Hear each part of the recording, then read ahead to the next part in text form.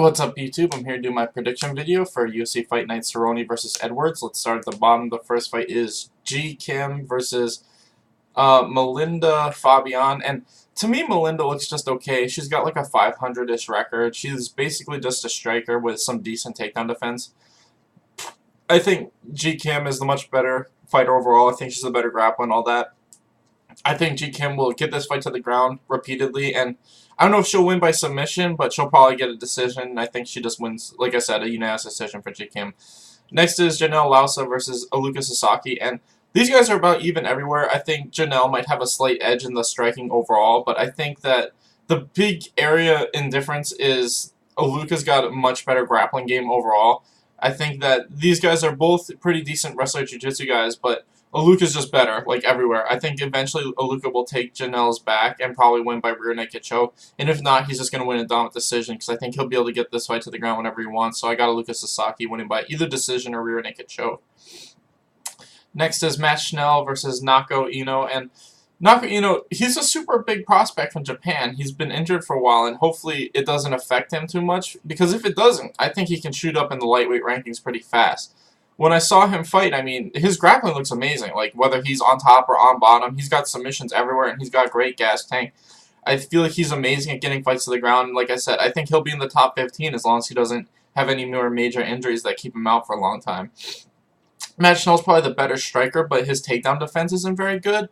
And that's what I think is going to happen. I think Ino's going to get this fight to the ground and eventually win by submission. Schnell's got decent jiu-jitsu in his own right, but I think Naoko Ino's just much better, and eventually Naoko's going to win by submission.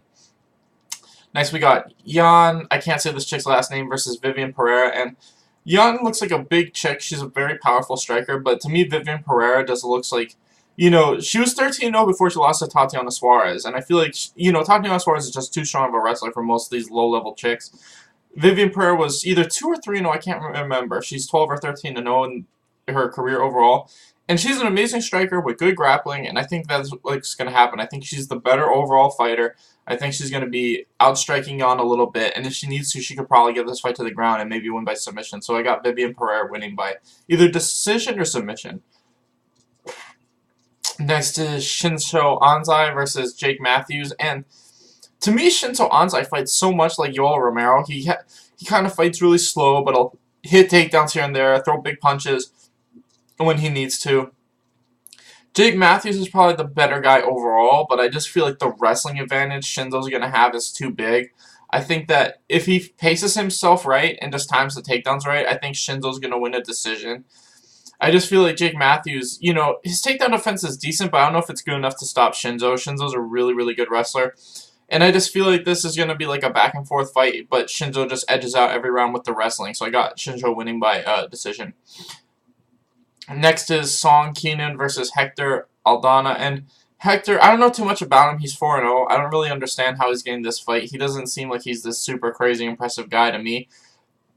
Song Keenan, on the other hand, you know, he's like 12-3, and his losses are to all pretty decent people. I feel like, you know, he won his UFC debut with a really fast knockout, and I wouldn't be surprised if the same thing happens here. I'm leaning towards Song Keenan. I just feel like, you know, like I said, he's got a bigger record. He's 12-3. He's only lost to pretty good people. And I think he wins by knockout in the first round. Next, we got Roland Dye versus Shane Young. And Roland Dye hasn't impressed me that much. I feel like, you know, he won his last fight by decision, but he's super hittable, and he kind of just relies on the fact that he can take a hit more than anything. To me, Shane Young, you know, he didn't look super impressive in his debut, but he was fighting Alexander Volkanovski, and that guy just looks like a fucking monster. Like, if you ever watched that guy fight, like, he just takes people down and beats the shit out of them. The fact that Shane Young went 3 rounds and didn't take that much damage is amazing. It shows me that he has good ground defense and all that, and he's decent at getting back up to his feet. He took that fight against Alexander on super short notice, so, you know, he's got a really great record, too. He's 11-4. He's never been finished. All of his losses are also to pretty decent people. And I feel like we're going to see the real Shane Young in this fight, and I think Shane Young's either going to win by decision or maybe a finish, just because, like I said, I think Rolando Dye is just too easy to hit, and I think Shane Young's eventually going to knock him out or win by decision. Next is Felipe Arantes versus Song Yongdong. And to me, this is a different song, but I feel like this guy looks decent, but he doesn't look amazing. I feel like Felipe Arantes should be able to beat this guy. It's just Felipe's been injured, so I don't know how good he's going to look coming back. But if Felipe is at all like still in the same way he was before he was injured, he should win this fight. I think these guys have similar styles, but Felipe should be a level higher everywhere. I think wrestling, striking, and jiu-jitsu, Felipe is just a little bit better everywhere, and he should win by either knockout or submission. So I got Felipe winning by like second round finish. Next we got Teruto Ishihara versus Peter Yan. And Peter Yan to me is a really, really huge prospect. You know, he's 8-1, and his one loss was a close split decision loss, and then he got it back. He beat that guy by unanimous decision. Peter Yan's a great wrestler, great striker. You know, Teruto Ishihara, my biggest fear with him is he's a great fighter for like a round and a half, but then he gasses really bad and ends up losing a lot. I do think he won his last fight. I thought that was bullshit, that decision, but, you know, I think Peter Yan, as long as he doesn't get caught in that first round, I think he'll win the second and third round pretty easily.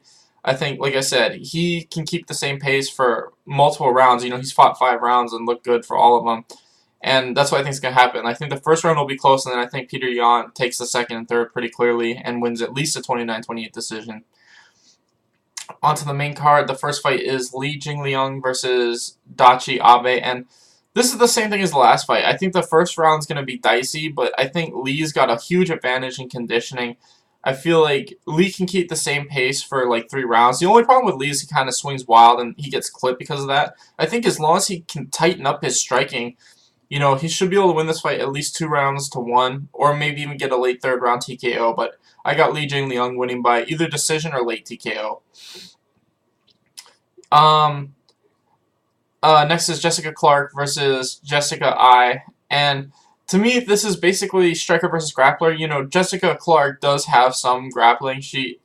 Does have some striking, but for the most part, she's a grappler. And I think that Jessica I has the takedown defense to keep this on the feet. And I think that if this is just a straight-up boxing match, I think Jessica I's got the advantage. And I do think this will be a close fight, but I'm going to lean towards Jessica I. I think she gets the decision here. Next, we got OSP, Ovince St. Preux versus Tyson Pedro. And this is the toughest fight in the whole card just because Tyson Pedro is a solid upcomer, but his one fight against a big top 10-ish guy, he lost by decision. You know, even though OSP got finished pretty badly in his last fight, I mean, he usually looks pretty good against almost everybody he fights, unless he gets finished really early. I feel like Tyson Pedro, like I said, he's got decent striking. I don't know if it's as good as OSP's. And Tyson Pedro probably has the overall grappling advantage, but I don't know if he has the wrestling to get OSP to the ground. OSP's really improved his takedown defense and his ability to get back out. We saw that in the Corey Anderson fight. And I don't think Tyson will be able to get this to the ground is the biggest thing. And I don't think he's as good as a striker as OSP. And I think that's what's going to happen. I think OSP's either going to win by TKO eventually or just keep it on the feet for all 3 rounds and just win a unanimous decision. So yeah, like I said, I got OSP by decision most likely. Finally, we got Donald Cowboy Cerrone versus Leon Edwards. And to me, this is the perfect fight for Cowboy. I feel like, you know, he's 11. Edwards is 13. It's a 5-round fight. And I agree with what Cerrone said. I feel like, you know, Leon Edwards tends to gas longer fights goes. And Cerrone can keep the same pace for 5 rounds. I also feel like Leon Edwards has not been using his striking very much recently. He likes to grapple a lot. And I've said this before. I think Cerrone's grappling is better than his striking. We just don't see it that much because guys don't take him down very often. But like whenever you watch Cerrone go onto the ground, like he's instantly looking for triangles. You know, not Kimura's, but omoplata sweeps and shit like that. He's great at taking the back. He's great at being on top and just landing ground and pound. And that's what I think is gonna happen. I think Leon Edwards is probably gonna be overconfident, kind of like Miles Jury was when he fought Donald Cerrone. Take him down and then realize how good Cerrone is on the ground. And I wouldn't be surprised if Cerrone catches Leon with like a first-round triangle or something like that. If Leon does decide to strike with him, I think that it'll go until like the 3rd or the 4th, and Cerrone will eventually just catch him when he starts to get tired. But like I said, I don't see that happening because Leon Edwards has been using his wrestlings to win almost all his fights recently. I think Leon Edwards is going to shoot early and often, and I think Cerrone is going to eventually sweep him, get into a dominant position, either win by rear naked choke or win by triangle. So that's what I got. I got Cerrone by like first round win triangle. Thanks for watching, guys. Please like and subscribe.